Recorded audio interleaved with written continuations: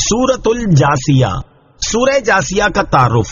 مقام نزول۔ سورہ جاسیہ اس آیت قل للذین آمنوا یغفروا کے علاوہ مکیہ ہے۔ رکوع اور آیات کی تعداد، اس سورت میں 4 رکوع اور 37 آیتیں ہیں۔ جاسیہ نام رکھنے کی وجہ، جاسیہ کا معنی ہے زانوں کے بل گرا ہوا، اور اس سورت کی آیت نمبر 28 میں بیان کیا گیا کہ قیامت کی ہولناکیوں کی شدت سے ہر امت زانوں کے بل گری ہوگی۔ اس مناسبت سے سورت کا نام سورہ جاسیہ رکھا گیا۔ سورہ جاسیہ کے مضامین، اس سورت کا مرکزی مضمون یہ ہے کہ اس میں اللہ تعالیٰ کی وحدانیت پر ایمان لانے، حضور پرنور علیہ الصلوۃ والسلام کی رسالت کی تصدیق کرنے، قرآن مجید کو اللہ تعالیٰ کا کلام تسلیم کرنے، مرنے کے بعد دوبارہ زندہ کیے جانے اور اعمال کی جزا و سزا ملنے کا اعتراف کرنے کی دعوت دی گئی ہے، اور اس صورت میں یہ چیزیں بیان ہوئی ہیں۔ نمبر 1، اس صورت کی ابتدا میں بتایا گیا کہ آسمانوں اور زمینوں میں، انسانوں کی تخلیق اور جانوروں میں، رات اور دن کی تبدیلیوں میں، آسمان سے بارش نازل کر کے بنجر زمین کو سرسبز و شاداب کرنے میں،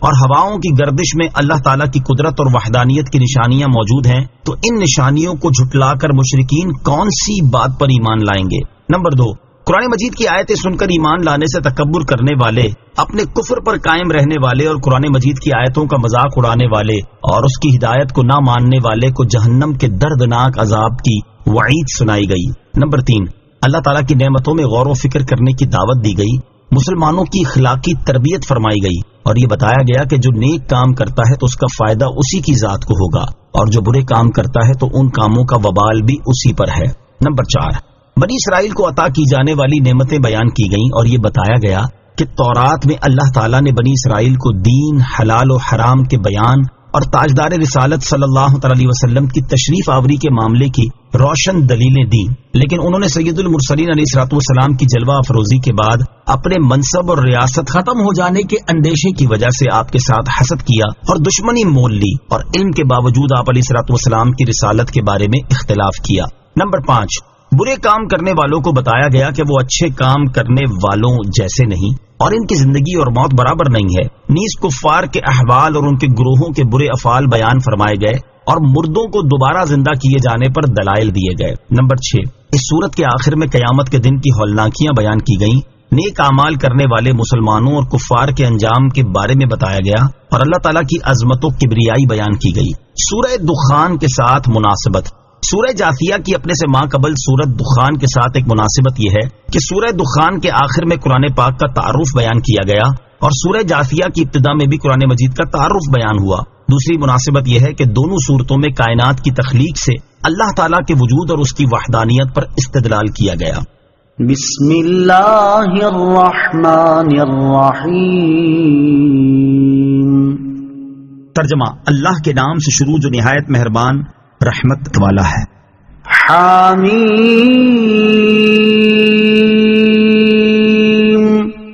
تنزیل الکتاب من اللہ العزیز الحکیم۔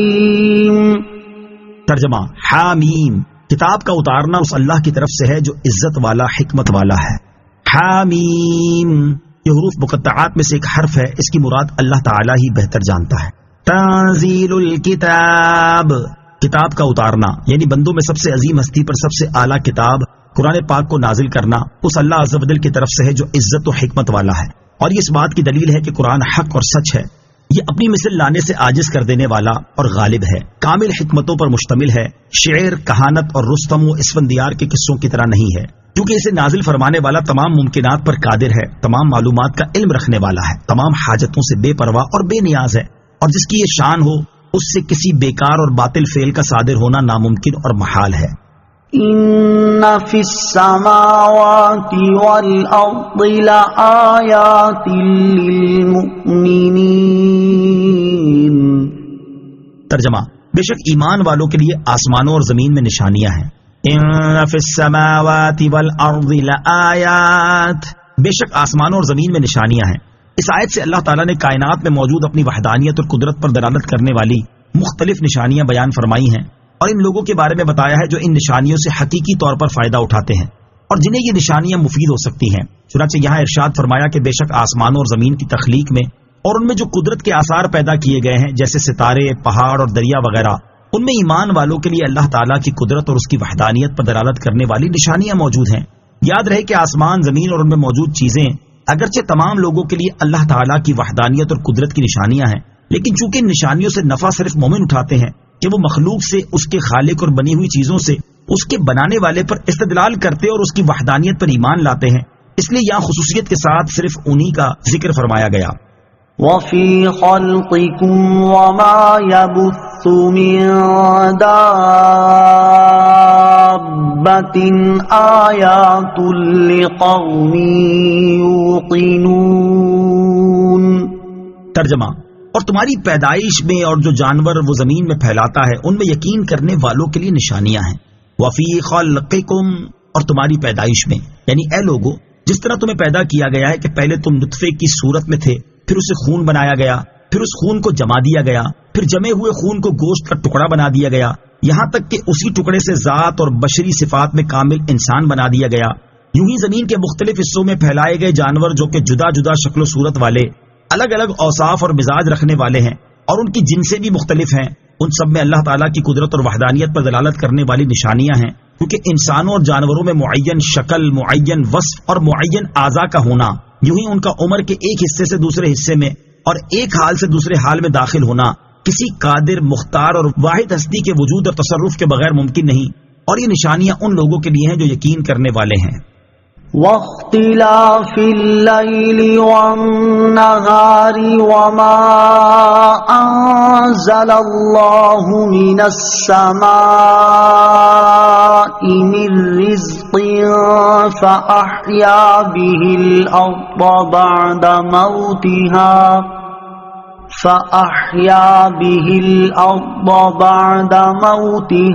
وتصريف الرياح آيات لقوم يعقلون۔ ترجمہ: اور رات اور دن کی تبدیلیوں میں اور اس میں جو اللہ نے آسمان سے رزق کا سبب بارش اتاری تو اس سے زمین کو اس کے مرنے کے بعد زندہ کیا، اور ہواؤں کی گردش میں عقل مندوں کے لیے نشانیاں ہیں۔ واختلاف اللیل والنہار، اور رات اور دن کی تبدیلیوں میں، اس آیت کا خلاصہ یہ ہے کہ رات اور دن کی تبدیلیوں میں کہ ان میں سے ایک جاتا ہے تو دوسرا آ جاتا ہے، کبھی رات چھوٹی ہوتی ہے اور دن بڑا، اور کبھی دن چھوٹا ہوتا ہے تو رات بڑی، کبھی یہ گرم ہوتے ہیں اور کبھی سرد، رات اندھیری ہوتی ہے اور دن روشن۔ اسی طرح آسمان کی جانب سے اللہ تعالیٰ جو بندوں کی روزی کا سبب یعنی بارش کا پانی نازل فرماتا ہے اور اس سے خشک اور بنجر زمین کو سیراب کر کے اسے سرسبز و شاداب بنا دیتا ہے، یوں ہی ہواؤں کی جو گردش ہے کہ کبھی جنوب کی طرف چلتی ہیں اور کبھی شمال کی طرف، کبھی مشرق اور کبھی مغرب کی طرف چلتی ہیں، کبھی گرم چلتی ہیں، کبھی سرد، کبھی نفع پہنچاتی ہیں تو کبھی نقصان، ان سب چیزوں اور ان کے احوال میں اللہ تعالیٰ کی قدرت اور وحدانیت پر دلالت کرنے والی نشانیاں ہیں، کیونکہ یہ سب کسی قادر، مختار، واحد، حکمت والی اور مہربان ہستی کے وجود اور تصرف کے بغیر ممکن نہیں، اور یہ نشانیاں ان لوگوں کے لیے ہیں جو عقل مند ہیں۔ اس سے معلوم ہوا کہ اللہ تعالیٰ کی قدرت کے دلائل جاننے کی نیت سے سائنس اور ریاضی کا علم حاصل کرنا عبادت ہے۔ قدرت کی نشانیوں سے فائدہ اٹھانے والے لوگ، یہاں کائنات میں اللہ تعالیٰ کی قدرت اور وحدانیت پر دلالت کرنے والی مختلف نشانیاں بیان فرمانے کے بعد ایک جگہ فرمایا ایمان والوں کے لیے نشانیاں ہیں، دوسری جگہ ارشاد فرمایا یقین کرنے والوں کے لیے نشانیاں ہیں، اور تیسری جگہ ارشاد فرمایا عقل مندوں کے لیے نشانیاں ہیں۔ اس کے بارے میں امام فخر الدین رازی رحمۃ اللہ تعالی فرماتے ہیں، میرے گمان کے مطابق اس ترتیب کا سبب یہ ہو سکتا ہے کہ اگر تم ایمان والے ہو تو ان دلائل کو سمجھ جاؤ گے، اور اگر تم فی الحال مومن نہیں بلکہ حق اور یقین کے طلبگار ہو تو ان دلائل کو سمجھو، اور اگر تم نہ ایمان والے اور نہ یقین کرنے والے لیکن کم از کم عقل سلیم رکھنے والوں میں سے ہو تو ان دلائل کی معرفت حاصل کرنے کی خوب کوشش کرو۔ تلك آیات اللہ نتلوها علیک بالحق فبأي حدیث بعد اللہ وآیاته یؤمنون۔ ترجمہ: یہ اللہ کی آیتیں ہیں جو ہم تم پر حق کے ساتھ پڑھتے ہیں، پھر لوگ اللہ اور اس کی آیتوں کو چھوڑ کر کون سی بات پر ایمان لائیں گے؟ تلک آیات اللہ، یہ اللہ کی آیتیں ہیں، یعنی اے حبیب صلی اللہ تعالی علیہ وسلم، اللہ تعالیٰ نے لوگوں کے سامنے اپنی قدرت کے یہ دلائل بیان فرمائے ہیں، اور یہ دلائل جھوٹ اور باطل پر مشتمل نہیں بلکہ ہم آپ کو حق کے ساتھ ان کی خبر دیتے ہیں، تو پھر اللہ تعالیٰ اور اس کے بیان کیے ہوئے دلائل کو جھٹلا کر مشرکین کون سی بات پر ایمان لائیں گے؟ یاد رہے کہ یہ آیت مبارکہ حدیث پاک کا انکار کرنے والوں کی دلیل ہرگز نہیں بن سکتی، کیونکہ یہاں حدیث سے حضور اقدس صلی اللہ تعالی علیہ وسلم کا فرمان مراد نہیں بلکہ کفار کی اپنی باتیں مراد ہیں۔ اگر یہاں حدیث سے نبی کریم علیہ الصلوۃ والسلام کا فرمان مراد لیا جائے تو یہ آیت ان تمام آیات کے خلاف ہوگی جن میں رسول اللہ صلی اللہ تعالی علیہ وسلم کی اطاعت کا حکم دیا گیا ہے۔ نیز یہ ویسی بھی جہالت ہوگی کہ حدیث کا لفظ یہاں اپنے لغوی معنی کے اعتبار سے بیان ہوا تو اسے فن حدیث کی اصطلاح پر کیسے منطبق کیا جا سکتا ہے؟ وَيْلٌ لِكُلِّ أَفَّاكٍ أَثِيمٍ يَسْمَعُ آيَاتِ اللَّهِ تُتْلَى عَلَيْهِ ثُمَّ يُصِرُّ مُسْتَكْبِرًا كَأَن لَّمْ يَسْمَعْهَا فَبَشِّرْهُ بِعَذَابٍ أَلِيمٍ۔ ترجمہ: ہر بڑے بہتان باندھنے والے گناہ گار کے لیے خرابی ہے جو اللہ کی آیتوں کو سنتا ہے کہ اس کے سامنے پڑھی جاتی ہیں، پھر تکبر کرتے ہوئے ضد پر ڈٹ جاتا ہے گویا اس نے ان آیتوں کو سنا ہی نہیں، تو ایسے کو دردناک عذاب کی خوشخبری سناؤ۔ ویلن، خرابی ہے۔ اس سے پہلی آیت میں بیان فرمایا گیا کہ کافر اللہ تعالیٰ اور اس کی آیتوں کو چھوڑ کر کون سی بات پر ایمان لائیں گے، اور جب وہ ایمان نہ لائے تو اس آیت سے ان کے لیے بہت بڑی وعید بیان کی جا رہی ہے۔ چنانچہ اس آیت اور اس کے بعد والی آیت کا خلاصہ یہ ہے کہ ہر بڑے بہتان باندھنے والے گناہ گار کے لیے خرابی ہے، اور یہ وہ شخص ہے جس کے سامنے قرآن کی آیتیں پڑھی جاتی ہیں تو وہ انہیں سن کر ایمان لانے سے تکبر کرتے ہوئے اپنے کفر پر اصرار کرتا ہے، اور وہ ایسا بن جاتا ہے گویا اس نے ان آیتوں کو سنا ہی نہیں۔ تو اے حبیب صلی اللہ تعالی علیہ وسلم، ایسے شخص کو قیامت کے دن جہنم کے دردناک عذاب کی خوشخبری سنا دو۔ مفسرین نے اس آیت مبارکہ کا شان نزول یہ بھی بیان کیا ہے کہ نضر بن حارث عجمی لوگوں جیسے رستم اور اسفندیار کے قصے کہانیاں سنا کر لوگوں کو قرآن پاک سننے سے روکتا تھا، اس کے بارے میں یہ آیت نازل ہوئی۔ یاد رہے کہ اس آیت کا نزول اگرچہ نضر بن حارث کے لیے ہے، لیکن اس وعید میں ہر وہ شخص داخل ہے جو دین کو نقصان پہنچائے اور ایمان لانے اور قرآن سننے سے تکبر کرے۔ وَإِذَا عَلِمَ مِنْ آيَاتِنَا شَيْئًا اتَّخَذَهَا هُزُوًا أُولَئِكَ لَهُمْ عَذَابٌ مُهِينٌ مِّن وَرَائِهِمْ جَهَنَّمُ وَلَا يُغْنِي عَنْهُمْ مَا كَسَبُوا شَيْئًا وَلَا مَا اتَّخَذُوا مِن دُونِ اللَّهِ أَوْلِيَاءَ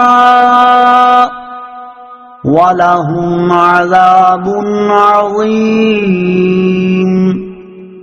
هَذَا هُدًى وَالَّذِينَ كَفَرُوا بِآيَاتِ رَبِّهِمْ لَهُمْ عَذَابٌ مِّن رِّجْزٍ أَلِيمٌ۔ ترجمہ: اور جب اسے ہماری آیتوں میں سے کسی کا علم ہوتا ہے تو اسے ہنسی بنا لیتا ہے، ان کے لیے ذلیل کر دینے والا عذاب ہے، ان کے پیچھے جہنم ہے اور ان کا کمایا ہوا مال انہیں کچھ کام نہ دے گا، اور نہ وہ جنہیں اللہ کے سوا انہوں نے مددگار بنا رکھا ہے، اور ان کے لیے بڑا عذاب ہے۔ یہ عظیم ہدایت ہے، اور جنہوں نے اپنے رب کی آیتوں کو نہ مانا ان کے لیے سخت تر عذاب میں سے دردناک عذاب ہے۔ وَإِذَا عَلِمَ مِنْ آيَاتِنَا شَيْئًا، اور جب اسے ہماری آیتوں میں سے کسی کا علم ہوتا ہے۔ اس آیت اور اس کے بعد والی آیت کا خلاصہ یہ ہے کہ اس بڑے بہتان باندھنے والے گناہ گار کا حال یہ ہے کہ جب اس تک ہماری کوئی آیت پہنچے اور اسے پتہ چل جائے کہ یہ رسول کریم صلی اللہ تعالی علیہ وسلم پر نازل ہونے والی آیت ہے تو وہ اس کا مذاق اڑانے لگتا ہے، اور صرف اس آیت کا مذاق اڑانے تک ہی محدود نہیں رہتا بلکہ پورے قرآن کا مذاق اڑانے لگتا ہے۔ ایسے لوگوں کے لیے ذلیل و رسوا کر دینے والا عذاب ہے، اور اس کا انجام موت کے بعد بالآخر جہنم ہے، اور ان کا کمایا ہوا وہ مال انہیں کچھ کام نہ دے گا جس پر وہ بہت نازاں ہیں، اور اللہ تعالیٰ کو چھوڑ کر جن بتوں کی پوجا کرتے ہیں وہ بھی انہیں کچھ کام نہ دیں گے، اور ان کے لیے ایسا بڑا عذاب ہے جس کی حقیقت انہیں معلوم نہیں۔ ھذا ھدی، یہ عظیم ہدایت ہے، یعنی یہ قرآن ہدایت میں کمال کو پہنچا ہوا ہے، تو گویا کہ یہ عظیم ہدایت ہے، اور وہ لوگ جنہوں نے اپنے رب کی آیتوں کو نہ مانا تو ان کے لیے سخت تر عذاب میں سے دردناک عذاب ہے۔ اللہ الذی سخر لکم البحر لتجری الفلک فیہ بأمرہ ولتبتغوا من فضلہ ولعلکم تشکرون۔ ترجمہ: اللہ وہی ہے جس نے دریا کو تمہارے تابع کر دیا تاکہ اس کے حکم سے اس میں کشتیاں چلیں اور تاکہ تم اس کا فضل تلاش کرو اور تاکہ تم شکر گزار بن جاؤ۔ اللہ الذی سخر لکم البحر، اللہ وہی ہے جس نے دریا کو تمہارے تابع کر دیا۔ اس آیت میں اللہ تعالیٰ نے دریاؤں کی تسخیر کے ذریعے اپنی وحدانیت اور قدرت پر استدلال فرمایا، چنانچہ ارشاد فرمایا کہ اے لوگو، معبود ہونا اسی کے لائق اور شایان شان ہے جس نے دریا کو تمہارے تابع کر دیا، اور اس تابع کرنے میں حکمتیں یہ ہیں کہ اس کے حکم سے دریا میں کشتیاں چلیں اور تم دریائی سفر کے ذریعے تجارت کر کے اور دریاؤں میں غوطہ زنی کے ذریعے موتی وغیرہ نکال کر اس کا فضل تلاش کرو، اور تم اللہ تعالیٰ کی نعمت و کرم اور فضل و احسان کا شکر ادا کر کے اس کا حق مانو، لہذا تم صرف اسی کی عبادت کرو اور جس کام کا اس نے تمہیں حکم دیا ہے وہ کرو، اور جس سے منع کیا ہے اس سے باز آ جاؤ۔ وَسَخَّرَ لَكُم مَّا فِي السَّمَاوَاتِ وَمَا فِي الْأَرْضِ جَمِيعًا مِّنْهُ إِنَّ فِي ذَلِكَ لَآيَاتٍ لِقَوْمٍ يَتَفَكَّرُونَ۔ ترجمہ: اور جو کچھ آسمانوں اور جو کچھ زمین میں ہے سب کا سب اپنی طرف سے تمہارے کام میں لگا دیا، بے شک اس میں سوچنے والوں کے لیے نشانیاں ہیں۔ وَسَخَّرَ لَكُمْ، اور تمہارے کام میں لگا دیا، یعنی اے لوگو، جو کچھ آسمان میں ہے جیسے سورج، چاند اور ستارے، اور جو کچھ زمین میں ہے جیسے جانور، درخت، پہاڑ اور کشتیاں وغیرہ، سب کا سب اللہ تعالیٰ نے اپنے فضل اور رحمت سے تمہارے فائدے اور مصلحت کے لیے کام میں لگا دیا ہے، لہذا تم اسی کی حمد کرو، اسی کی عبادت کرو اور صرف اسے ہی معبود مانو، کیونکہ تمہیں یہ نعمتیں دینے میں اس کا کوئی شریک نہیں، بلکہ تم پر اتنے سارے انعامات کرنے میں وہ یکتا ہے۔ بے شک اس میں اللہ تعالیٰ کی وحدانیت اور قدرت پر ان لوگوں کے لیے عظیم الشان نشانیاں ہیں جو اللہ تعالیٰ کی صنعتوں میں غور و فکر کرتے ہیں اور ان دلائل میں غور کر کے نصیحت حاصل کرتے ہیں۔ اللہ تعالیٰ کی ذات میں نہیں بلکہ اس کی تخلیق میں غور و فکر کرنا چاہیے۔ یہاں ایک بات ذہن نشین رکھیں کہ غور و فکر اللہ تعالیٰ کی ذات میں نہیں کرنا چاہیے بلکہ اللہ تعالیٰ کی بنائی ہوئی چیزوں میں کرنا چاہیے، کیونکہ اللہ تعالیٰ کی ذات میں غور و فکر کرنا بعض اوقات کفر تک پہنچا دیتا ہے، کیونکہ وہ انسانی عقل سے ماورا ہے، جبکہ اللہ کی بنائی ہوئی چیزوں میں غور و فکر کرنا ایمان کی سعادتوں سے سرفراز کر دیتا ہے، جیسا کہ حضرت عبداللہ بن عمر رضی اللہ تعالیٰ عنہما سے مروی ہے، تاجدار رسالت صلی اللہ تعالیٰ علیہ وآلہ وسلم نے ارشاد فرمایا، اللہ تعالیٰ کی نعمتوں میں غور و فکر کرو اور اللہ تعالیٰ کی ذات میں غور و فکر نہ کرو۔ اور حضرت عبداللہ بن عمر رضی اللہ تعالیٰ عنہما سے روایت ہے، نبی اکرم صلی اللہ تعالیٰ علیہ وآلہ وسلم نے ارشاد فرمایا، شیطان تم میں سے کسی ایک کے پاس آ کر کہتا ہے، آسمان کو کس نے پیدا کیا، زمین کو کس نے پیدا کیا؟ وہ جواب دیتا ہے کہ اللہ تعالیٰ نے پیدا کیا۔ پھر شیطان سوال کرتا ہے کہ اللہ تعالیٰ کو کس نے پیدا کیا؟ جب تم میں سے کوئی ایک ایسا سوال سنے تو کہہ دے کہ میں اللہ تعالیٰ اور اس کے رسول پر ایمان لایا۔ قل للذین آمنوا یغفروا للذین لا یرجون ایام اللہ لیجزی قوما بما کانوا یکسبون۔ ترجمہ: تم ایمان والوں سے فرماؤ کہ ان لوگوں سے درگزر کریں جو اللہ کے دنوں کی امید نہیں رکھتے، تاکہ اللہ ایک قوم کو ان کی کمائی کا بدلہ دے۔ قل للذین آمنوا، تم ایمان والوں سے فرماؤ۔ اللہ تعالیٰ نے اپنی وحدانیت، قدرت اور حکمت کے دلائل بیان فرمانے کے بعد اس آیت سے مسلمانوں کی اخلاقی تربیت فرمائی ہے۔ اس آیت میں اللہ تعالیٰ کے دنوں سے مراد وہ دن ہے جو اللہ تعالیٰ نے ایمان والوں کی مدد کے لیے مقرر فرمائے ہیں، یا ان دنوں سے وہ واقعات مراد ہیں جن میں وہ اپنے دشمنوں کی پکڑ فرماتا ہے، اور ان دنوں کی امید نہ رکھنے والوں سے مراد کفار ہے۔ آیت کا معنی یہ ہے کہ کفار سے جو ایذا پہنچے اور ان کے کلمات جو تکلیف پہنچائیں، مسلمان ان سے درگزر کریں اور ان سے جھگڑا نہ کریں، تاکہ اللہ تعالیٰ اس قوم کو ان کے احسانات کا بدلہ دے جنہوں نے دشمنوں کی طرف سے ملنے والی اذیتوں پر صبر کیا۔ اس آیت کے شان نزول کے بارے میں کئی قول ہیں، ان میں سے 3 سماعت کیجیے۔ نمبر 1،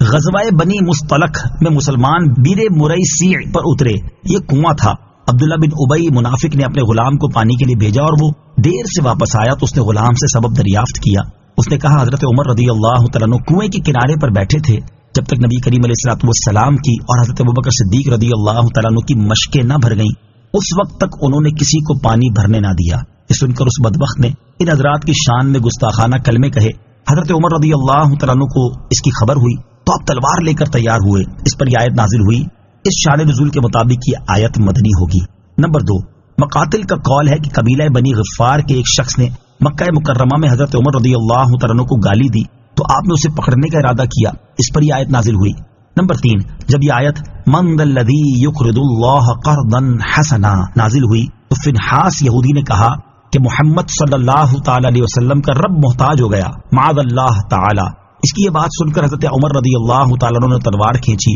اور اس کی تلاش میں نکلے، لیکن حضور انور علیہ الصلوۃ والسلام نے آدمی بھیج کر انہیں واپس بلا لیا۔ من عمل صالحا فلنفسه ومن اساء فعليها ثم الى ربكم ترجعون۔ ترجمہ، جو نیک کام کرے تو اپنی ذات کے لیے ہی کرتا ہے اور جو برائی کرے تو وہ اسی پر ہے، پھر تم اپنے رب کی طرف ہی لوٹائے جاؤ گے۔ من عمل صالحا فلنفسه، جو نیک کام کرے تو اپنی ذات کے لیے، یعنی جو شخص ایسے نیک کام کرے جن سے اللہ تعالیٰ کی رضا حاصل کرنا مقصود ہو تو وہ اپنی ذات کے لیے ہی کرتا ہے کہ ان نیک اعمال کا فائدہ اور ثواب اسے ہی ملے گا، اور جو برے کام کرے تو اس کا وبال بھی اسی پر ہے کہ وہی اپنے برے کاموں کا نقصان اور عذاب برداشت کرے گا۔ پھر تم مرنے کے بعد اپنے اس رب عز و جل کی طرف ہی لوٹائے جاؤ گے جو تمہارے تمام امور کا مالک ہے۔ وہ نیکوں اور بدوں کو ان کے اعمال کی جزا دے گا، لہذا تم اس ملاقات کی تیاری کرو۔ ہر شخص اپنے اعمال اور انجام پر غور کرے۔ اس آیت میں نیک اعمال کرنے کی ترغیب بھی دی گئی ہے اور برے اعمال کرنے سے ڈرایا بھی گیا ہے، لہذا ہر ایک کو چاہیے کہ وہ اپنے اعمال اور ان کے انجام پر غور کرے۔ اگر کوئی نفس و شیطان کے بہکاوے میں آ کر برے اعمال میں مصروف ہو تو اسے چاہیے کہ برے اعمال سے سچی توبہ کر کے نیک اعمال شروع کر دے تاکہ ان کی سزا سے بچ سکے، اور جو برے اعمال سے بچتے ہوئے نیک اعمال میں مشغول ہو تو اسے چاہیے کہ مزید نیک اعمال کرے تاکہ آخرت کا توشہ زیادہ سے زیادہ جمع ہو جائے۔ نیکی کا فائدہ اور گناہ کا نقصان نیکی اور گناہ کرنے والے کو ہونے کے بارے میں ایک اور مقام پر اللہ تعالیٰ ارشاد فرماتا ہے، ان احسنتم احسنتم لانفسکم وان اسأتم فلها۔ ترجمہ، اگر تم بھلائی کرو گے تو تم اپنے لیے ہی بہتر کرو گے، اور اگر تم برا کرو گے تو تمہاری جانوں کے لیے ہی ہوگا۔ اور ارشاد فرمایا، من کفر فعلیہ کفرہ ومن عمل صالحا فلانفسہم یمہدون۔ ترجمہ، اس نے کفر کیا تو اس کے کفر کا وبال اسی پر ہے، اور جو اچھا کام کرے وہ اپنے ہی کے لیے تیاری کر رہے ہیں۔ وَلَقَدْ آتَيْنَا بَنِي إِسْرَائِيلَ الْكِتَابَ وَالْحُكْمَ وَالنُّبُوَّةَ وَرَزَقْنَاهُم مِّنَ الطَّيِّبَاتِ وَفَضَّلْنَاهُمْ عَلَى الْعَالَمِينَ۔ ترجمہ، اور بے شک ہم نے بنی اسرائیل کو کتاب اور حکومت اور نبوت عطا فرمائی، اور ہم نے انہیں ستھری روزیاں دی اور انہیں ان کے زمانے والوں پر فضیلت بخشی۔ وَلَقَدْ آتَيْنَا بَنِي إِسْرَائِيلَ الْكِتَابَ،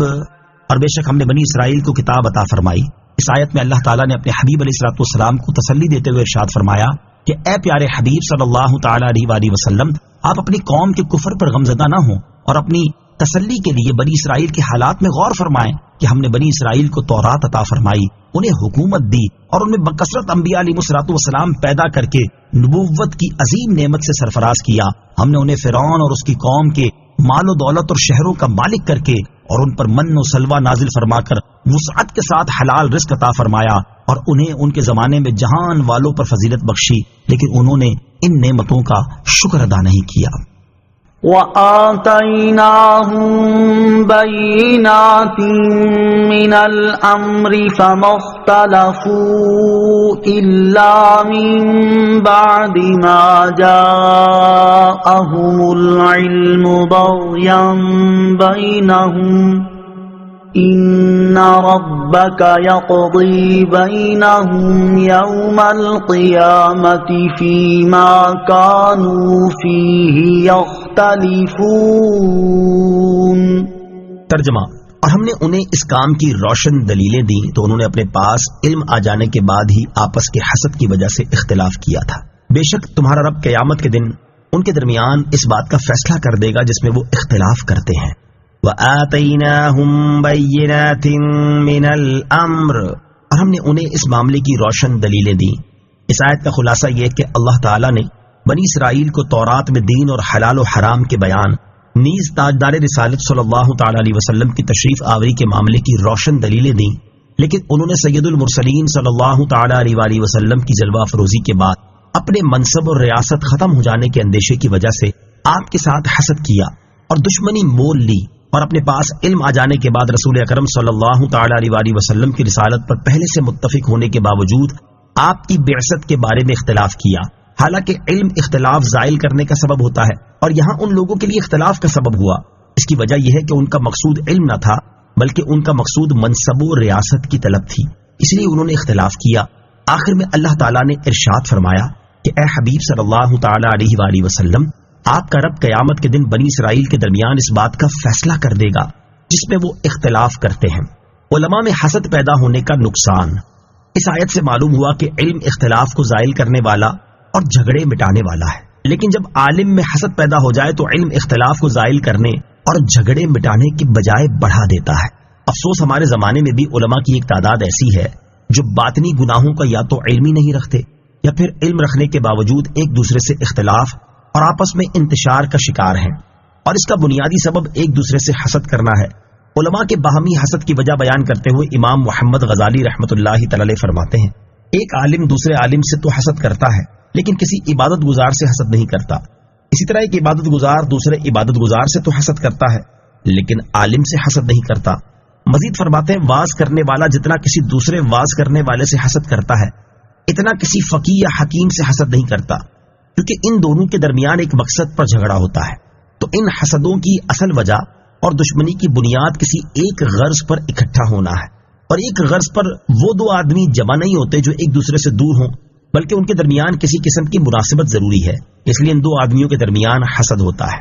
اور حسد کی وجہ سے فی زمانہ علماء کا باہمی حال یہ نظر آتا ہے جس کی نشاندہی اس حدیث پاک میں کی گئی ہے۔ حضرت عبداللہ بن عمر رضی اللہ تعالی عنہما سے روایت ہے، رسول کریم صلی اللہ تعالی علیہ وسلم نے ارشاد فرمایا، میری امت پر ایک زمانہ ایسا آئے گا کہ فقہا ایک دوسرے سے حسد کریں گے اور ایک دوسرے سے اس طرح لڑائی کیا کریں گے جیسے جنگلی بکرے ایک دوسرے سے لڑتے ہیں۔ اللہ تعالیٰ اہل علم حضرات کو اپنا اصلی مقصد سمجھنے کی توفیق عطا فرمائے، آمین۔ ثم جعلناك على شريعة من الأمر فاتبعها ولا تتبع أهواء الذين لا يعلمون إنهم لن يغنوا عنك من الله شيئا وَإِنَّ الظَّالِمِينَ بَعْضُهُمْ أَوْلِيَاءُ بَعْضٍ وَاللَّهُ وَلِيُّ الْمُتَّقِينَ۔ ترجمہ، پھر ہم نے آپ کو اس معاملے یعنی دین کے عمدہ راستے پر رکھا تو تم اسی راستے پر چلو اور نادانوں کی خواہشوں کے پیچھے نہ چلنا، بے شک وہ اللہ کے مقابلے میں تمہیں کچھ کام نہ دیں گے، اور بے شک ظالم ایک دوسرے کے دوست ہے اور اللہ پرہیزگاروں کا دوست ہے۔ ثم جعلناك على شریعة من الامر، پھر ہم نے آپ کو دین کے معاملے میں عمدہ راستے پر رکھا۔ اس آیت اور اس کے بعد والی آیت کا خلاصہ یہ ہے کہ اے حبیب صلی اللہ تعالی علیہ وآلہ وسلم، ہم نے بنی اسرائیل کے بعد آپ کو دین کے معاملے میں عمدہ راستے یعنی اسلام پر رکھا، لہذا آپ اسی راستے پر چلیں اور اس کے احکامات نافذ کریں، اور قریش کے نادان سردار جو آپ کو اپنے دین کی دعوت دیتے ہیں ان کی خواہشوں کے پیچھے نہ چلنا، کیونکہ وہ آپ کو اللہ تعالیٰ کے مقابلے میں کچھ کام نہ دیں گے، اور بے شک کافر صرف دنیا میں ایک دوسرے کے دوست ہیں جبکہ آخرت میں ان کا کوئی دوست نہیں، اور اللہ تعالیٰ سے ڈرنے والے مومنین کا دنیا میں بھی اللہ تعالیٰ دوست ہے اور آخرت میں بھی وہی دوست ہے۔ هذا بصائر للناس وهدى ورحمة لقوم يوقنون۔ ترجمہ، یہ قرآن لوگوں کے لیے آنکھیں کھول دینے والی نشانیاں اور یقین رکھنے والوں کے لیے ہدایت اور رحمت ہے۔ هذا بصائر للناس، یہ لوگوں کے لیے آنکھیں کھول دینے والی نشانیاں ہیں۔ یعنی اے حبیب صلی اللہ تعالی علیہ وسلم، ہم نے آپ کی طرف جو کتاب نازل فرمائی یہ اللہ تعالیٰ کے ان احکامات پر مشتمل ہے جو قیامت تک رہیں گے، اور اس میں تمام لوگوں کے لیے وہ دلائل اور نشانیاں موجود ہیں جن کی انہیں دین کے احکام میں ضرورت ہے۔ جو شخص اس کے احکامات پر عمل کرتا ہے تو یہ اسے جنت کی طرف ہدایت دیتا ہے، اور جو اس پر صحیح طریقے سے ایمان لاتا ہے یہ اس کے لیے رحمت ہے اور دنیا و آخرت میں اسے عذاب سے بچاتا ہے۔ ام حسب الذین اجترحوا السیئات ان نجعلهم كالذین آمنوا وعملوا الصالحات سواء محیاهم ومماتهم ساء ما يحکمون۔ ترجمہ: کیا جن لوگوں نے برائیوں کا ارتکاب کیا کیا وہ یہ سمجھتے ہیں کہ ہم انہیں ان جیسا کر دیں گے جو ایمان لائے اور انہوں نے اچھے کام کیے؟ کیا ان کی زندگی اور موت برابر ہوگی؟ وہ کیا ہی برا حکم لگاتے ہیں۔ الذین اجترحوا السیئات، کہ جن لوگوں نے برائیوں کا ارتکاب کیا۔ مکہ کے مشرکین کی ایک جماعت نے مسلمانوں سے کہا تھا کہ اگر تمہاری بات حق ہو اور مرنے کے بعد اٹھنا ہو تو بھی ہم ہی افضل رہیں گے، جیسا کہ دنیا میں ہم تم سے بہتر رہے۔ ان کے رد میں یہ آیت نازل ہوئی اور فرمایا گیا کہ جو لوگ کفر اور گناہوں میں مصروف ہیں کیا وہ یہ سمجھتے ہیں کہ ہم انہیں ان جیسا کر دیں گے جو ایمان لائے اور جنہوں نے اچھے کام کیے؟ کیا ایمانداروں اور کافروں کی موت اور زندگی برابر ہو جائے گی؟ ایسا ہرگز نہیں ہوگا، کیونکہ ایماندار زندگی میں نیکیوں پر قائم رہے اور کافر بدیوں میں ڈوبے رہے تو ان دونوں کی زندگی برابر نہ ہوئی، اور ایسے ہی ان کی موت بھی یکساں نہیں، کیونکہ مومن کی موت بشارت اور رحمت و کرامت پر ہوتی ہے، جبکہ کافر کی موت رحمت سے مایوسی اور ندامت پر ہوتی ہے۔ اور کافر اپنے آپ کو مومنین کے برابر سمجھ کر کتنا برا حکم لگا رہے ہیں، حالانکہ مومنین تو قیامت کے دن اعلیٰ جنتوں میں عزت و کرامت اور عیش و راحت پائیں گے، اور کفار جہنم کے سب سے نچلے طبقوں میں ذلت و اہانت کے ساتھ سخت ترین عذاب میں مبتلا ہوں گے۔ مومن اور کافر کی زندگی ایک جیسی نہیں۔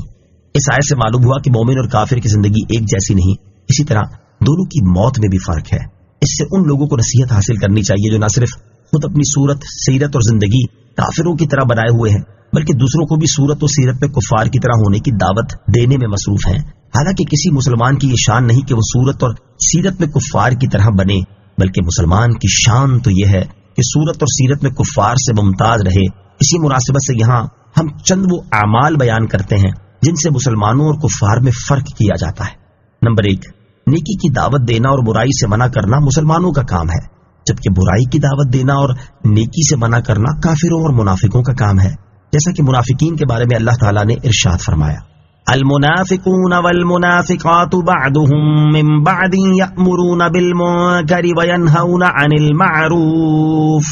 ترجمہ: منافق مرد اور منافق عورتیں سب ایک ہی ہیں، برائی کا حکم دیتے ہیں اور بھلائی سے منع کرتے ہیں۔ اور مسلمانوں کے بارے میں ارشاد فرمایا: والمؤمنون والمؤمنات بعضهم اولیاء بعض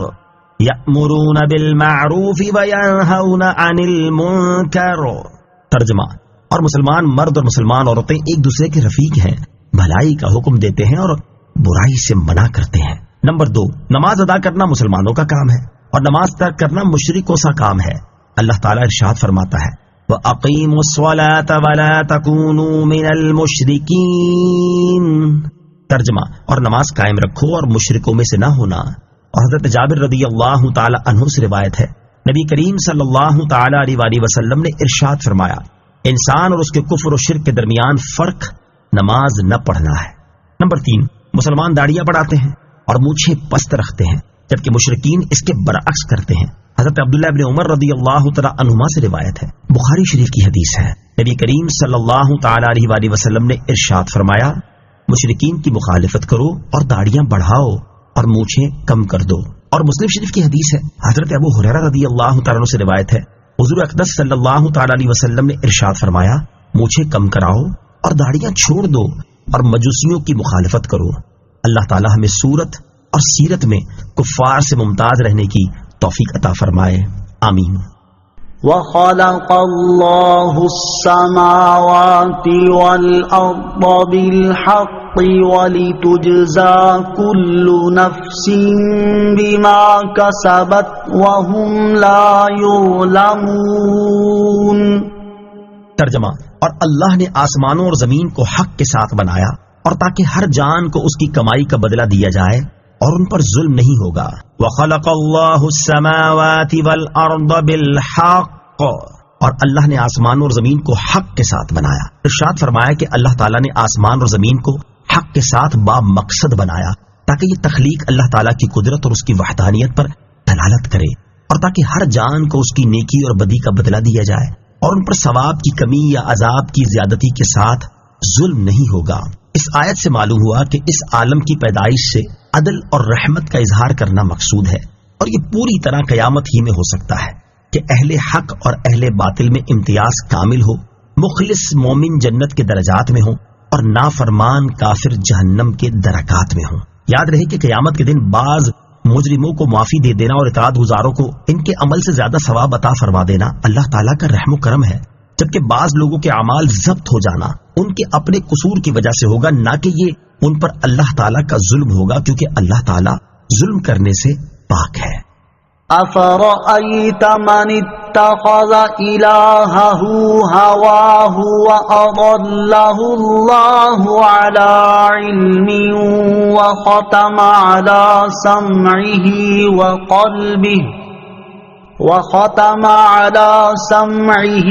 وَقَلْبِهِ وَجَعَلَ عَلَىٰ بَصَرِهِ غِشَاوَةً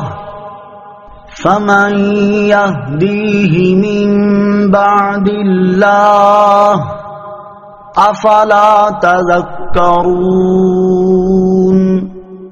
ترجمہ: بھلا دیکھو تو وہ جس نے اپنی خواہش کو اپنا خدا بنا لیا اور اللہ نے اسے علم کے باوجود گمراہ کر دیا اور اس کے کان اور دل پر مہر لگا دی اور اس کی آنکھوں پر پردہ ڈال دیا، تو اللہ کے بعد اسے کون راہ دکھائے گا؟ تو کیا تم نصیحت حاصل نہیں کرتے؟ افرأیت، بھلا دیکھو تو. اس آیت سے اللہ تعالیٰ نے کفار کے احوال اور ان کے گروہوں کے برے افعال بیان فرمائے ہیں. مشرکین کا یہ حال تھا کہ وہ پتھر، سونے اور چاندی وغیرہ کو پوجتے تھے. جب کوئی چیز انہیں پہلی چیز سے اچھی معلوم ہوتی تھی تو پہلی کو توڑ کر پھینک دیتے اور دوسری چیز کو پوجنے لگتے. چنانچہ کفار کی اسی حرکت کی طرف اشارہ کرتے ہوئے اللہ تعالیٰ نے ارشاد فرمایا کہ ذرا اس شخص کا حال تو دیکھو جس نے اپنی خواہش کو اپنا خدا بنا لیا اور اپنی خواہش کے تابع ہو گیا، کہ جسے نفس نے چاہا اسے پوجنے لگا اور اللہ تعالیٰ نے اسے علم کے باوجود گمراہ کر دیا کہ اس گمراہ نے حق کو جان پہچان کر بے راہ روی اختیار کی. مفسرین نے علم کے باوجود گمراہ کرنے کے یہ معنی بھی بیان کیے ہیں کہ اللہ تعالیٰ نے اس کے انجام کار اور اس کے شکی ہونے کو جانتے ہوئے اسے گمراہ کیا. یعنی اللہ تعالیٰ پہلے سے جانتا تھا کہ یہ اپنے اختیار سے حق کے راستے سے ہٹے گا اور گمراہی اختیار کرے گا، اس لیے اسے گمراہ کر دیا. اور ارشاد فرمایا کہ نفسانی خواہشات کی پیروی کرنے والے کے کان اور دل پر مہر لگا دی اور اس کی آنکھوں پر پردہ ڈال دیا، تو اس کی وجہ سے اس نے ہدایت و نصیحت کو نہ سنا،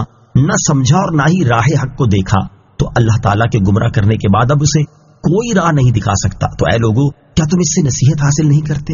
نفسانی خواہشات کی پیروی دنیا اور آخرت کے لیے بہت نقصان دہ ہے. اس آیت سے معلوم ہوا کہ نفسانی خواہشات کی پیروی دنیا اور آخرت دونوں کے لیے بہت نقصان دہ ہے. نفسانی خواہشات کی پیروی کی مذمت بیان کرتے ہوئے اللہ تعالیٰ ارشاد فرماتا ہے وَمَنْ أَضَلُّ مِمَّنِ اتَّبَعَ هَوَاهُ بِغَيْرٍ هُدًى مِّنَ اللَّهِ.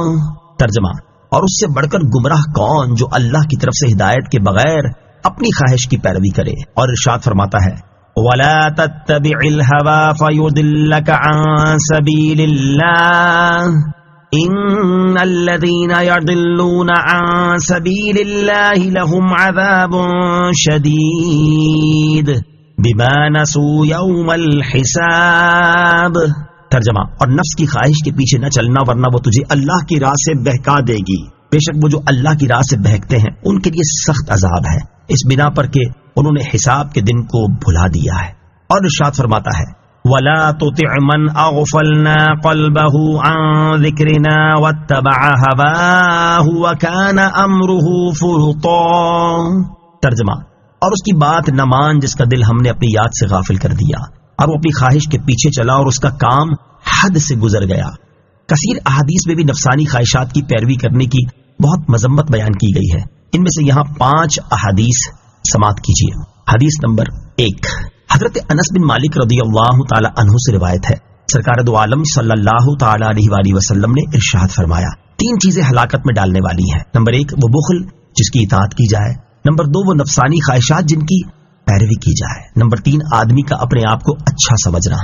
حدیث نمبر 2 حضرت عبداللہ بن عمر رضی اللہ تعالی عنہما سے روایت ہے، رسول اللہ صلی اللہ تعالی علیہ وآلہ وسلم نے ارشاد فرمایا، تم میں سے کوئی اس وقت تک مومن نہیں ہو سکتا جب تک اس کی خواہش میرے لائے ہوئے دین کے تابع نہ ہو جائے۔ حدیث نمبر 3 حضرت شداد بن اوس رضی اللہ تعالیٰ عنہ سے روایت ہے، حضور اقدس صلی اللہ تعالی علیہ وآلہ وسلم نے ارشاد فرمایا، عقل مند وہ ہے جو اپنے نفس کا محاسبہ کرے اور موت کے بعد کے لیے عمل کرے، جبکہ عاجز وہ ہے جو اپنی خواہشات کے پیچھے لگا رہے اور اللہ تعالیٰ سے امید رکھے۔ حدیث نمبر 4 حضرت ابو ثعلبہ رضی اللہ تعالی عنہ سے روایت ہے، سرور عالم صلی اللہ تعالی علیہ وسلم نے ارشاد فرمایا، تم پر اچھی باتوں کا حکم دینا اور بری باتوں سے روکنا بھی ضروری ہے، یہاں تک کہ جب تم بخل کرنے والے کی اطاعت، نفسانی خواہشات کی پیروی، دنیا سے پیار اور ہر صاحب رائے کو اپنی رائے اچھی سمجھنے والا دیکھو تو تم پر اپنی فکر کرنا لازم ہے۔ حدیث نمبر 5 حضرت ابو ہریرہ رضی اللہ تعالی عنہ سے روایت ہے، تاجدار رسالت صلی اللہ تعالی علیہ وآلہ وسلم نے ارشاد فرمایا، جب اللہ تعالیٰ نے جنت پیدا کی تو حضرت جبرائیل علیہ السلام سے فرمایا، جاؤ اسے دیکھو۔ وہ گئے، اسے اور جو نعمتیں اس میں جنتیوں کے لیے اللہ تعالیٰ نے تیار کی ہیں انہیں دیکھا، پھر آئے اور عرض کی، یا رب تیری عزت کی قسم جو اس کے بارے میں سنے گا وہ اس میں داخل ہوگا۔ پھر اللہ تعالیٰ نے اسے مشقتوں سے گھیر دیا اور فرمایا، جبریل جاؤ اسے دیکھ کر آؤ۔ وہ گئے اور اسے دیکھا، پھر آئے اور عرض کی، یا رب عز و جل تیری عزت کی قسم مجھے خطرہ ہے کہ جنت میں کوئی داخل نہ ہو سکے گا۔ پھر جب اللہ تعالیٰ نے آگ پیدا کی تو فرمایا، جبریل جاؤ اور اسے دیکھو۔ وہ گئے اور اسے دیکھا، پھر آئے اور عرض کی، یا رب عز و جل تیری عزت کی قسم جو اس کے بارے میں سنے گا وہ اس میں داخل نہ ہوگا۔ اللہ تعالیٰ نے اسے لذتوں سے گھیر دیا، پھر فرمایا، جبریل اسے دیکھو۔ وہ گئے اور اسے دیکھ کر عرض کی، یا رب تیری عزت کی قسم مجھے خطرہ ہے کہ اس میں داخل ہوئے بغیر کوئی نہ بچے گا۔ اللہ تعالیٰ ہمیں نفسانی خواہشات کی پیروی سے بچنے اور قرآن و حدیث کے احکامات پر عمل کرنے کی توفیق عطا فرمائے، آمین۔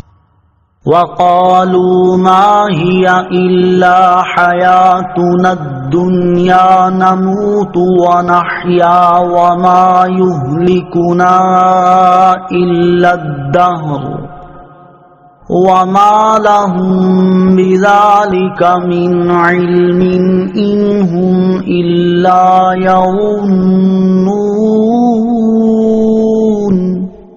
ترجمہ، اور انہوں نے کہا، زندگی تو صرف ہماری دنیاوی زندگی ہی ہے، ہم مرتے ہیں اور جیتے ہیں اور ہمیں زمانہ ہی ہلاک کرتا ہے اور انہیں اس کا کچھ علم نہیں، وہ صرف گمان دوڑاتے ہیں۔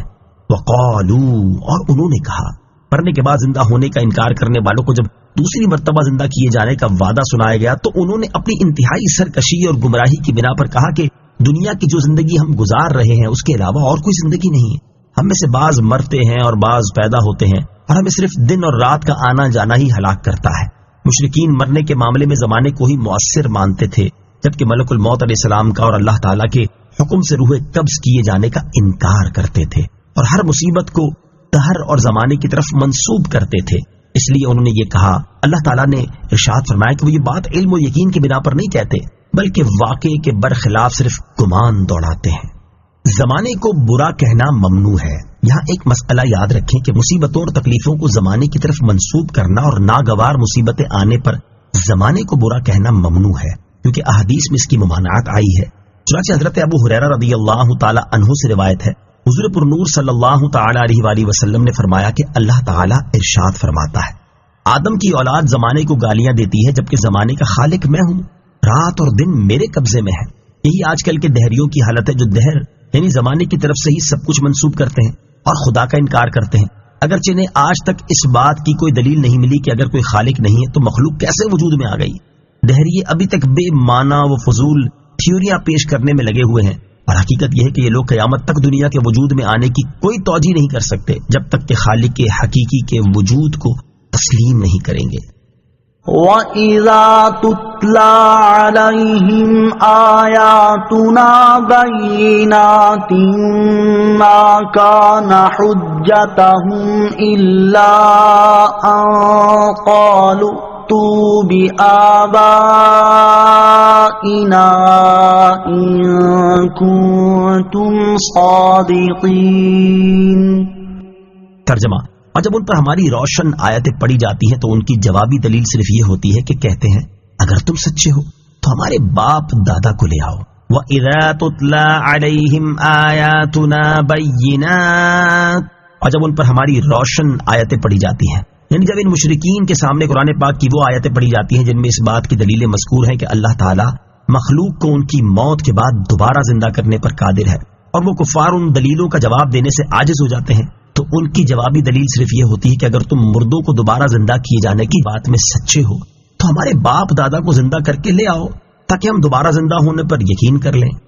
قل اللہ یحییکم ثم یمیتکم ثم یجمعکم الی یوم القیامۃ لا ریب فیہ ولکن اکثر الناس لا یعلمون۔ ترجمہ، تم فرماؤ اللہ تمہیں زندگی دیتا ہے پھر وہ تمہیں مارے گا، پھر تم سب کو قیامت کے دن اکٹھا کرے گا جس میں کوئی شک نہیں، لیکن بہت آدمی نہیں جانتے۔ قل، تم فرماؤ،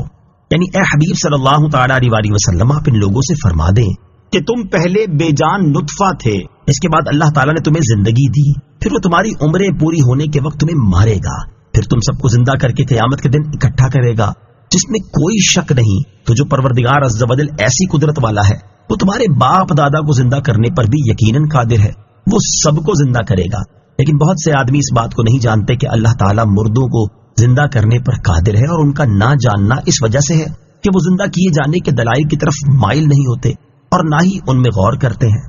وَلِلَّهِ مُلْكُ السَّمَاوَاتِ وَالْأَرْضِ وَيَوْمَ تَقُومُ السَّاعَةُ يَوْمَئِذٍ يَخْسَرُ الْمُبْطِلُونَ۔ ترجمہ، اور آسمانوں اور زمین کی سلطنت اللہ ہی کے لیے ہے، اور جس دن قیامت قائم ہوگی اس دن باطل والے خسارہ پائیں گے۔ وَلِلَّهِ مُلْكُ السَّمَاوَاتِ وَالْأَرْضِ، اور آسمانوں اور زمین کی سلطنت اللہ ہی کے لیے ہے۔ اس سے پہلی آیت میں اللہ تعالیٰ نے بیان فرمایا کہ وہ پہلی بار زندہ کرنے پر قادر ہے اور دوسری بار بھی زندہ کرنے پر قادر ہے، اور اس آیت میں زندہ کرنے کی قدرت ہونے پر اللہ تعالیٰ نے ایک عام فہم دلیل بیان فرمائی کہ آسمانوں اور زمین کی تمام ممکن چیزوں پر اللہ تعالیٰ قادر ہے، اور جب تمام ممکن چیزوں میں اللہ تعالیٰ کی قدرت ثابت ہے، اور یہ بات بھی ثابت ہے کہ مرنے کے بعد زندگی مل جانا ممکن ہے، کیونکہ اگر زندگی ملنا ممکن نہ ہو تو پہلی بار بھی زندگی نہ ملتی، تو اس سے ثابت ہو گیا کہ اللہ تعالیٰ دوبارہ زندہ کرنے پر بھی قادر ہے۔ وَيَوْمَ تَقُومُ السَّاعَةُ، اور جس دن قیامت قائم ہوگی۔ حشر و نشر کے ممکن ہونے کو بیان کرنے کے بعد اللہ تعالیٰ نے آیت کے اس حصے سے قیامت کے احوال کی تفصیل بیان فرمائی ہے۔ چنانچہ ارشاد فرمایا کہ جس دن قیامت قائم ہوگی اس دن جہنمی ہونے کی صورت میں کافروں کا نقصان میں ہونا ظاہر ہو جائے گا۔ وَتَرَى كُلَّ أُمَّةٍ جَاثِيَةً كُلُّ أُمَّةٍ تُدْعَى إِلَى كِتَابِهَا الْيَوْمَ تُجْزَوْنَ مَا كُنتُمْ تَعْمَلُونَ هَذَا كِتَابُنَا يَنطِقُ عَلَيْكُمْ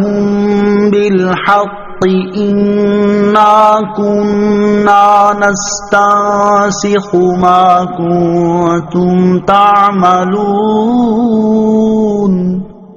ترجمہ، اور تم ہر گروہ کو زانوں کے بل گرے ہوئے دیکھو گے، ہر گروہ اپنے نامہ اعمال کی طرف بلایا جائے گا اور کہا جائے گا کہ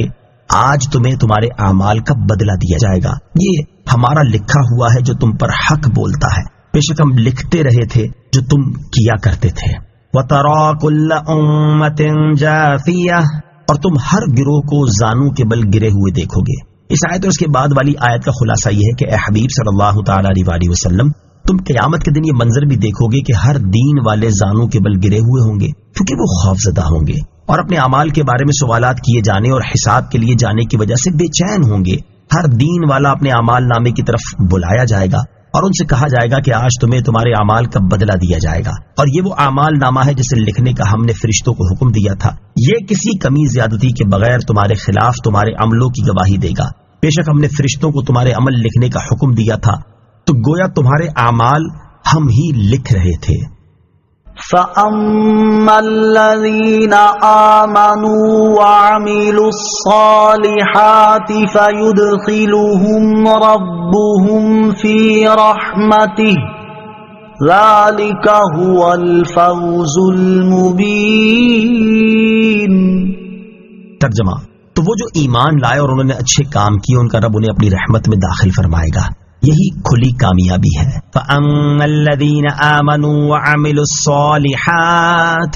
تو وہ جو ایمان لائے اور انہوں نے اچھے کام کیے. اس آیت میں اللہ تعالیٰ نے قیامت کے دن اطاعت گزاروں کا انجام بیان فرمایا ہے. چنانچہ ارشاد فرمایا کہ وہ لوگ جو دنیا میں ایمان لائے اور انہوں نے اللہ تعالیٰ کی وحدانیت کا اقرار کیا اور کسی چیز کو اللہ تعالیٰ کا شریک نہیں ٹھہرایا، اور جن کاموں کا اللہ تعالیٰ نے حکم دیا وہ کام کیے اور جن کاموں سے منع کیا ان سے رک گئے، تو اللہ تعالیٰ انہیں اپنی رحمت کے صدقے جنت میں داخل فرمائے گا. اور قیامت کے دن یہی بڑی کامیابی ہے. اخروی کامیابی حاصل کرنے کی کوشش زیادہ کی جائے. اس سے معلوم ہوا کہ قیامت کے دن جہنم سے نجات مل جانا اور جنت میں داخل نصیب ہو جانا ہی حقیقی طور پر بڑی کامیابی ہے. لہذا ہر شخص کو چاہیے کہ وہ دنیا کی ناپائیدار کامیابی حاصل کرنے کے مقابلے میں آخرت کی ہمیشہ رہنے والی کامیابی حاصل کرنے کی زیادہ کوشش کرے. جیسا کہ ایک اور مقام پر اللہ تعالیٰ نے ارشاد فرمایا، ان هذا لهو الفوز العظیم لمثل هذا فلیعمل العاملون. ترجمہ، بے شک یہی بڑی کامیابی ہے، ایسی ہی کامیابی کے لیے عمل کرنے والوں کو عمل کرنا چاہیے. اللہ تعالیٰ ہمیں آخرت میں کامیابی حاصل کرنے کے لیے بھرپور کوشش کرنے کی توفیق عطا فرمائے، آمین. آیت فَأَمَّا الَّذِينَ آمَنُوا وَعَمِلُوا الصَّالِحَاتِ سے حاصل ہونے والی معلومات. اس آیت سے دو باتیں معلوم ہوئی. نمبر ایک، جب تک اللہ تعالیٰ کی رحمت کسی شخص کی دستگیری نہ کرے اس وقت تک کوئی شخص محض اپنی نیکیوں کی وجہ سے جنتی نہیں ہو سکتا. نمبر دو، ایمان کے ساتھ تقویٰ بھی ضروری ہے اور کوئی شخص نیک اعمال سے بے پرواہ نہیں ہو سکتا. وَأَمَّا الَّذِينَ كَفَرُوا أَفَلَمْ تَكُنْ آيَاتِي تُتْلَى عَلَيْكُمْ فَاسْتَكْبَرْتُمْ وَكُنْتُمْ قَوْمًا مُجْرِمِينَ. ترجمہ، اور جو کافر ہوئے ان سے فرمایا جائے گا کیا تمہارے سامنے میری آیتیں نہ پڑھی جاتی تھی تو تم تکبر کرتے تھے اور تم مجرم لوگ تھے. وَأَمَّا الَّذِينَ كَفَرُوا، اور جو کافر ہوئے، ارشاد فرمایا کہ جن لوگوں نے دنیا میں اللہ تعالیٰ کی وحدانیت کا انکار کیا اور اسے یکتا معبود نہ مانا، ان سے قیامت کے دن فرمایا جائے گا کیا دنیا میں تمہارے سامنے میری آیتیں نہ پڑھی جاتی تھی؟ ضرور پڑھی جاتی تھی، لیکن تم انہیں نہیں سنتے، ان پر ایمان لانے اور حق بات قبول کرنے سے تکبر کرتے تھے، اور تم اللہ تعالیٰ کے ساتھ کفر کرنے والے، گناہوں میں مشغول رہنے والے، قیامت کی تصدیق نہ کرنے والے، ثواب اور سزا پر ایمان نہ لانے والے لوگ تھے. مفتی احمد یار خان نعیمی رحمۃ اللہ تعالی فرماتے ہیں، اس آیت میں ان کفار کا ذکر ہے جن تک نبی کی تعلیم پہنچی اور انہوں نے قبول نہ کی، لیکن وہ لوگ جو فطرت کے زمانے میں گزر گئے اگر موحد یعنی اللہ تعالیٰ کی وحدانیت کو ماننے والے تھے تو نجات پائیں گے، اگر مشرک تھے تو پکڑے جائیں گے، مگر ان سے یہ سوال نہ ہوگا کیونکہ ان تک آیات الہیہ پہنچی ہی نہیں. وَإِذَا قِيلَ إِنَّ وَعْدَ اللَّهِ حَقٌّ وَالسَّاعَةُ لَا رَيْبَ فِيهَا قُلْتُم مَّا نَدْرِي مَا السَّاعَةُ